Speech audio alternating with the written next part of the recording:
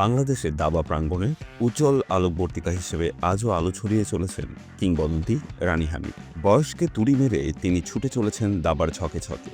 ফেব্রুয়ারি মাসে ৮৩ বছরে পা দিলেও নিয়মিত খেলায় অংশ নিচ্ছেন। সম্প্রতি অনুষ্ঠিত মহিলা দাবা লিগে বাংলাদেশ আনসার ও ভিডিপি দলের সঙ্গে অপরাজিত চ্যাম্পিয়ন হয়ে সবার মন জয় করেছেন তিনি।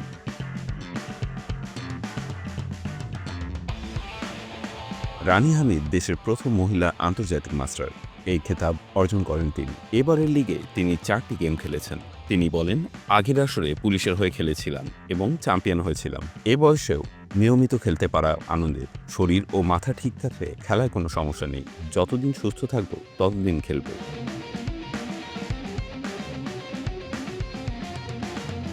লিগে নারী হামিদের সঙ্গে খেলেছেন মহিলা ক্যান্ডিডেট মাস্টার নুসরাত জাহান আলো, মহিলা আন্তর্জাতিক মাস্টার শারমিন সুলতানা শিরিন, মহিলা ফিদে মাস্টার জান্নাতুল ফেরদৌস, মহিলা ক্যান্ডিডেট মাস্টার নীলাভা চৌধুরী এবং মহিলা ক্যান্ডিডেট মাস্টার ওমনিয়া বিনতে ইউসুফ লুবাবা।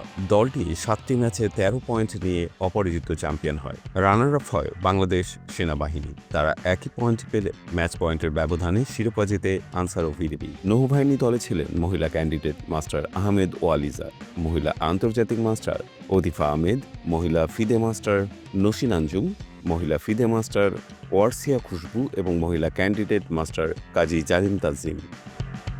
অভিজ্ঞতা, স্থিরতা ও দলগত পারফরমেন্সে আনসার ও ভিডিপি 24 গেম পয়েন্ট নিয়ে শিরোপা নিশ্চিত করে। রানী হামিদের উপস্থিতি দলের আত্মবিশ্বাস ও ছন্দ ধরে রাখতে বড় ভূমিকা রাখে। তার সাফল্য দেশের খেলোয়াড়দের জন্য অনুপ্রেরণার এক অনন্য উদাহরণ।